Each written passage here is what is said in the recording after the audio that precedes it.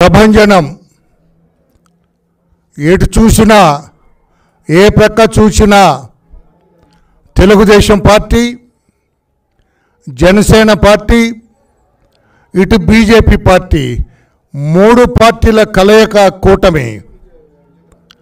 చంద్రబాబు నాయుడు గారి సుదీర్ఘ రాజకీయ అనుభవం, గ్రేట్ కంట్రీ ప్రధానమంత్రి మోడీ గారి చరిష్మా, ఇటు పక్కన matinee hero super star Shri Pawan Kalyan గారి ఆకర్షణ, ఈ మూడు కలిసి ఈ రోజున ప్రభంజనాన్ని సృష్టించిన ఆంధ్రప్రదేశ్ రాష్ట్రంలో ఎప్పుడైతే కూటమిగా ఏర్పడ్డారో అప్పుడే ఎవరైతే ప్లీజ్ ఎప్పుడైతే ఈ మూడు పార్టీలు కూటమిగా ఏర్పడ్డాయో అప్పుడే జగన్మోహన్ రెడ్డి గుండెల్లో రైళ్లు పరిగెత్తినాయి.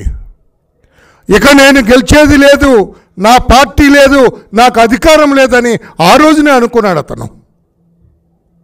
దానికి తోడు 8వ తారీఖున విజయవాడ నగరంలో గౌరవ మోడీ గారు ప్రధానమంత్రి గారు, నారా చంద్రబాబు నాయుడు గారు, అలాగే పవన్ కళ్యాణ్ గారు ముగ్గురు చేసిన road show never in the history. విజయవాడలో అంత జనం, ఒక ప్రభంజనంలాగా వచ్చారు జనం అందరూ కూడా ఈ ముగ్గురు నాయకుల్ని చూడాలని, వారికి మద్దతు పలకాలని, వారికి జేజేలు చెప్పాలని వచ్చిన తీరు ఆ రోజునే అనుకున్నాం. ఎస్, ఈ కూటమి ల్యాండ్ స్లైడ్ విక్టరీ కొట్టబోతుంది. ఈ జగన్మోహన్ రెడ్డి అరాచక పరిపాలనకు స్వస్తి పలకబోతుంది. ఈ జగన్మోహన్ రెడ్డి అప్రజాస్వామిక పరిపాలనకు చరమగీతం పాడబోతుంది. ఈ జగన్మోహన్ రెడ్డి రాజ్యాంగ వ్యతిరేక పరిపాలనకు తిలోదకాలు ఇవ్వబోతుందని ఆ రోజునే అనుకున్నాం. 13వ తారీఖున పోలింగ్ రోజు అనుకున్నాం. ఆ పోలింగ్ సరళ గమనించాం. వన్ సైడ్ అయిపోయింది పోలింగ్ అంతా కూడా. ముఖ్యంగా మహిళలైతే మాకొద్దు ఈ జగన్, మాకొద్దు ఈ జగన్ పరిపాలన, మాకొద్దు ఈ రాక్షస పరిపాలన అనుకొని వాళ్ళందరూ కూడా అర్ధరాత్రి కూడా క్యూలో నిలబడి ఓట్లు వేసిన విధానాన్ని గమనించాం. అయిపోయింది జగన్మోహన్ రెడ్డి పైన అనుకున్నాం. తర్వాత ఈరోజు కౌంటింగ్ చూసిన తర్వాత ప్రతి కౌంటింగ్ సెంటర్లో కూడా ప్రభంజనం. చాలా చోట్ల వెళ్ళిపోయారు, చాలామంది అవుట్, బయటకు వెళ్ళిపోయారు. ఇక భవిష్యత్ కౌంటింగ్ కూడా ఉండకుండా 3వ రౌండ్కే వాళ్ళు ముళ్ళ సర్దుకొని చాలా చోట్ల వెళ్ళిపోయారు. ఇక్కడ ఒక్క విషయాన్ని నేను గుర్తు చేస్తూ ఉన్నాను. నేను పాత్రికేయ సోదరులారా, ఆనాడు శాసనసభలో తన సతీమణికి జరిగిన అవమానాన్ని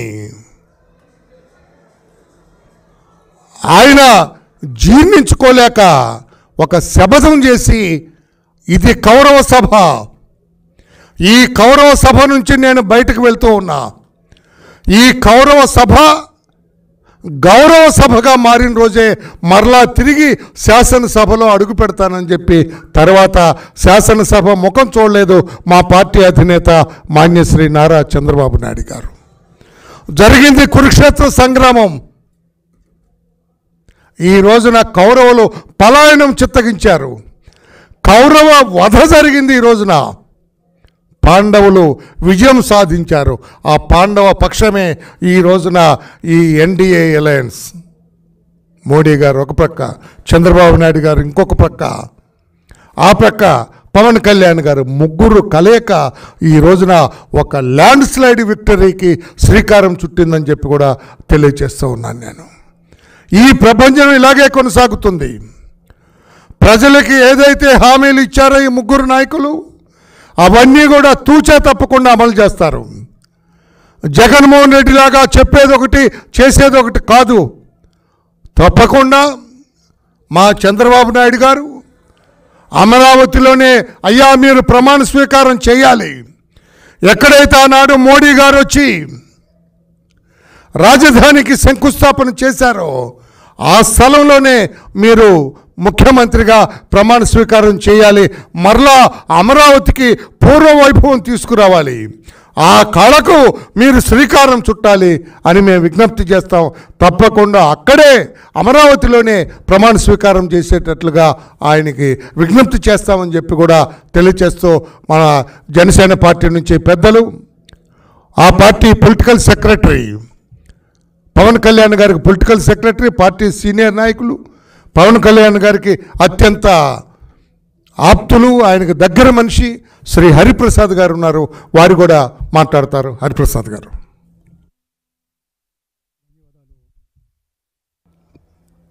ధన్యవాదాలు రామయ్య గారు. మీడియా మిత్రులందరికీ నమస్కారం. సునామీ లాంటి ఈ విజయం పవన్ కళ్యాణ్ గారు, చంద్రబాబు గారు, మోడీ గారి మీద ప్రజలకున్న నమ్మకానికి నిదర్శనం. ఈ విజయం ఈ రాష్ట్రానికి ఎంతో అవసరం, ఎంతో మేలు చేస్తుందని భావిస్తున్నాం. ఎందుకంటే అగ్రగామిగా ఉండే ఆంధ్రప్రదేశ్ అన్ని రంగాల్లోనూ వెనకబడిపోయింది. ఇంకొక 5 ఏళ్ల పాటు ఈ ప్రభుత్వాన్ని భరించే స్థితిలో లేమని ప్రజలంతా ఒక నిర్ణయానికి వచ్చేశారు. దానికి నిదర్శనమే సునామీ లాంటి ఈ ఫలితాలు. సునామీ ఎలా వస్తుంది మనందరికీ తెలుసు. ముందు భూకంపం, ఆ తర్వాత సముద్రపు అలలు ఎలా ముంచేస్తాయో. గత నెల 13వ తారీఖున జరిగిన పోలింగ్ కూడా భూకంపం నాటితే 81.66% ఓటింగు నమోదైందంటే ఈ రాష్ట్ర ప్రభుత్వం మీద ఎంత వ్యతిరేకత ఉందో అర్థమవుతుంది. ఆ రోజు ఓటింగ్ సరళిని విశ్లేషిస్తే ఊర్లకు ఎక్కడెక్కడో ఉంటున్న వాళ్ళు, ఆంధ్రప్రదేశ్ నుంచి వెళ్ళి బ్రతుకు తెరుగు కోసం ఎక్కడెక్కడో ఉద్యోగాలు చేస్తున్న వాళ్ళు, వ్యాపారాలు చేస్తున్న వాళ్ళు స్వచ్ఛందంగా తరలి వచ్చి ఈ ప్రభుత్వాన్ని సాగనంపాలి అని ఓటింగ్ చేశారు. రాత్రి 10-11 గంటల వరకు ఓటింగ్ సాగిందంటే దానికి ప్రభుత్వం మీద ఉన్న వ్యతిరేకతే నిదర్శనం. యాంటీ ఇన్కంబెన్సీ అంత లేకపోతే అంత శాతం ఓటింగ్ నమోదు కాదు. ప్రధానమంత్రి మోడీ గారు లాంటి వారు కూడా ఢిల్లీలో ఏంటి ఆంధ్రప్రదేశ్లో ఈ సునామీ అని వ్యాఖ్యానించారంటే మనం దాని వెనక ఉన్న కారణాలను అర్థం చేసుకోవచ్చు. ఎక్కడికి వెళ్ళినా ఆంధ్రప్రదేశ్ అని చెప్పుకోవడానికి ఇబ్బందిగా పడే స్థితికి ప్రజలు వెళ్ళిపోయారు. ఎందుకంటే మనకి రాజధాని లేదు, ఒక పరిశ్రమ లేదు, ఉపాధి అవకాశాలు లేవు, కార్మికులు కానీ, రైతులు కానీ, ఉద్యోగులు కానీ ఎవరు సుఖ సంతోషాలతో లేరు. మరోసారి వైసీపీ ప్రభుత్వం అధికారంలోకి వస్తే ఈ రాష్ట్రంలోంచి వెళ్ళిపోవాలని అనేక మంది నిర్ణయించుకున్నారు.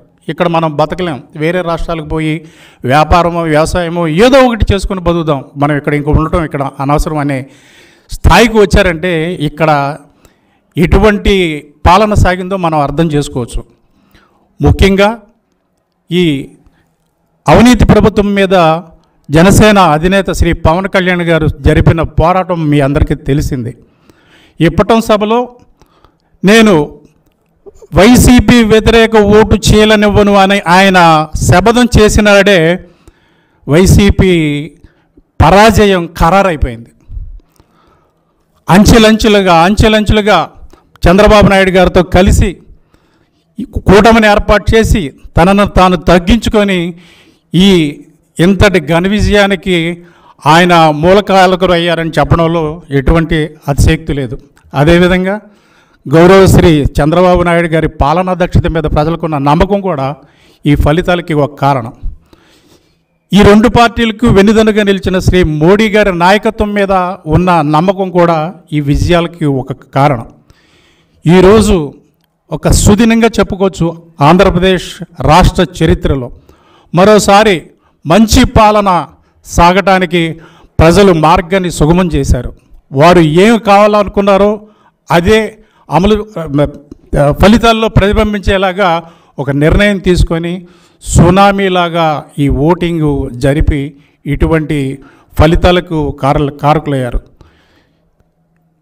ఈ కూటమి ప్రభుత్వం అధికారంలోకి వచ్చిన తర్వాత ఏదైతే వాగ్దానాలు చేశారో అవన్నీ తప్పకుండా అమలు చేస్తామని మన వరలరామయ్య గారు కూడా ఇప్పుడే చెప్పారు, ఖచ్చితంగా అమలు చేసి తీరుతారు.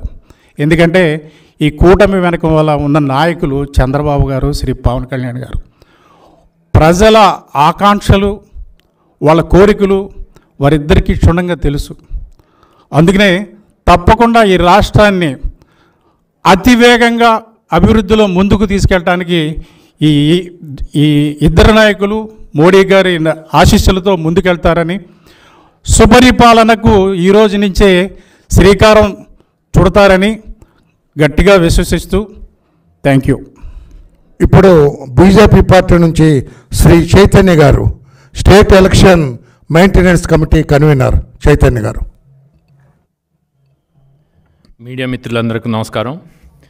కేంద్రంలో బలమైన నాయకత్వంతో దేశంలో అట్లాగే ప్రపంచంలో భారతదేశానికి ఒక గొప్ప ఇమేజ్ బ్రాండు తీసుకెళ్లిన మోడీ గారితో పాటు రాష్ట్రంలో ఎన్డీఏ అలయన్స్ పార్టీలు అంటే బీజేపీతో పాటు అలయన్స్ పార్టీలు అయిన టీడీపీ, జనసేన, ఎంతో దూరదృష్టి విజన్ కలిగిన చంద్రబాబు నాయుడు గారి నాయకత్వం, పవన్ కళ్యాణ్ గారు శక్తి సామర్థ్యం, ఆయనకున్న ఎనర్జీ, ఆయనకు ఒక తపన, మంచి చేయాలని తపన, అట్లాగే మా రాష్ట్ర నాయకురాలు, మా రాష్ట్ర అధ్యక్షురాలైన పురంధరేశ్వరి గారి నాయకత్వంలో మా అభ్యర్థులందరూ 6కు 6 పార్లమెంట్లు మరియు 10 అసెంబ్లీలు బ్రహ్మాండమైన మెజార్టీతో గెలవబోతున్నారు.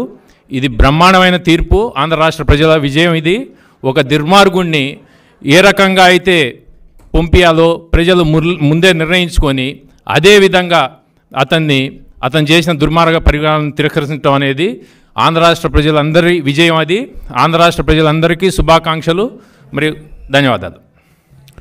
ఆనాడు చంద్రబాబు నాయుడు గారి ఇంటికి ఆత్మకూరులో ఎస్సీ వర్గానికి చెందిన మాదిగలందరూ కూడా వైకాపా దెబ్బకు భయపడి, వారి దాడులకు భయపడి ఊరంతా ఖాళీ చేసి, ఆత్మకూరు ఖాళీ చేసి వెళ్ళిపోయారనే నేపథ్యంలో వాళ్ళని తిరిగి to restore them in that village వాళ్ళందరినీ తీసుకొని వెళ్ళటానికి బయలుదేరినప్పుడు ఆయన ఇంటి గేట్లు క్లోజ్ చేసి గేట్లకు తాళ్ళు కట్టారు ఈ జగన్మోహన్ రెడ్డి గారు. ఆనాడు చంద్రబాబు నాయుడు గారు చెప్పారు, మిస్టర్ జగన్మోహన్ రెడ్డి, ఈ రోజున నా గేటుకు నువ్వు తాళ్ళు కట్టావు, ఈ తాడే నీకు భవిష్యత్తులో ఉరితాడై నిన్ను అధికార పీఠం నుంచి అధోపాతాలానికి తొక్కుతుందని ఆ రోజు మా నాయకుడు చెప్పారు. అది ఈరోజు నిజమైందని చెప్పి కూడా జగన్మోహన్ రెడ్డి గారికి తెలియజేస్తున్నాం. అంతేకాదు, ఏ తప్పు చేయని చంద్రబాబు నాయుడు గారిని అరెస్ట్ చేశారు, 52 రోజులు జైల్లో పెట్టారు, సెంట్రల్ జైల్లో. ఆ రోజునే రాష్ట్ర ప్రజలందరూ అనుకున్నారు ఇతను ఒక్క క్షణం కూడా అధికారంలో ఉండటానికి వీలేదని చెప్పి. ఇవన్నీ కూడా జగన్మోహన్ రెడ్డి కక్ష సాధింపు, ఫ్యాక్షనిస్ట్ మెంటాలిటీకి నిదర్శనాలని చెప్పి కూడా తెలియచేస్తూ సమయోచితంగా, సందర్భోచితంగా వ్యవహరించిన ఓటర్ మహాశయులందరూ కూడా మరొక్కసారి అభినందనలు, కృతజ్ఞతలు తెలియచేస్తున్నాం. Thank you all.